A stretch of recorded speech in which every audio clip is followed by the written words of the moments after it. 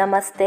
ಇದು ಗುರುವಾರದಲ್ಲ, ಗುರುವಾರ ದಿನ ನಾನು ರೊಟ್ಟಿ ಮಾಡಿದೆ. ಈ ರೊಟ್ಟಿ ತುಂಬ ಈಸಿಯಾಗಿ ಮಾಡ್ಕೋಬೋದು. ನೈಟು ಅಕ್ಕಿ, ಸ್ವಲ್ಪ ಉದ್ದಿನಬೇಳೆ, ಮೆಂತ್ಯ ನೆನೆ ಹಾಕ್ಬಿಟ್ಟು ಬೆಳಿಗ್ಗೆ ಎದ್ದು ಅದನ್ನು ರುಬ್ಬಿಟ್ಟು ಒಂದು ಅರ್ಧ ಗಂಟೆ ಬಿಟ್ಟು ರೊಟ್ಟಿ ಕಲ್ ಮೇಲೆ ಬಿಡೋದ್ರಿಂದ ಚೆನ್ನಾಗಿ ಬರುತ್ತೆ ರೊಟ್ಟಿ ತೆಳುವಾಗಿ. ನೀವು ನೋಡ್ತಾ ಇರ್ಬೋದು ಯಾವ ರೀತಿ ನೀಟಾಗಿ ಚೆನ್ನಾಗಿ ಬರ್ತಾ ಇದೆ ರೊಟ್ಟಿ ಅಂತ. ತುಂಬ ಚೆನ್ನಾಗಿರುತ್ತೆ. ಅರ್ಜೆಂಟ್ಗೆ ದೋಸೆಗೆಲ್ಲ ನೆನೆ ಹಾಕ್ತಾನೆ ಮರ್ತೋದಾಗ ಈ ರೀತಿ ಮಾಡ್ಕೋಬೋದು. ಇದಕ್ಕೆ ನಾನು ಆಲೂಗೆಡ್ಡೆ ಪಲ್ಯ ಮತ್ತು ಚಟ್ನಿ ಮಾಡಿದ್ದೆ. ಮಧ್ಯಾಹ್ನ ಬೇಳೆ ಸಾಂಬಾರಿಗೆ ಅಂತ ಎಲ್ಲ ಮಿಕ್ಸ್ ತರಕಾರಿಗಳನ್ನ ತರಿಸ್ಕೊಂಡಿದ್ದೆ. ನಾನು ತರಕಾರಿಲಿ ಬರುವಂಥ ವೇಸ್ಟ್ ಸಿಪ್ಪೆಗಳನ್ನ ಹೊರಗಡೆ ಅಥವಾ ಕಸದೊಳಗೆ ಹಾಕೋದಿಲ್ಲ. ಮನೆ ಹತ್ರ ತುಂಬ ಹಸುಗಳು ಬರ್ತವೆ, ಹಸುಗಳಿಗೆ ಹಾಕ್ಬಿಡ್ತೀನಿ. ಯಾವುದೋ ಜೀವಿದು ಹೊಟ್ಟೆ ತುಂಬಿದ್ರೆ ಸರಿ.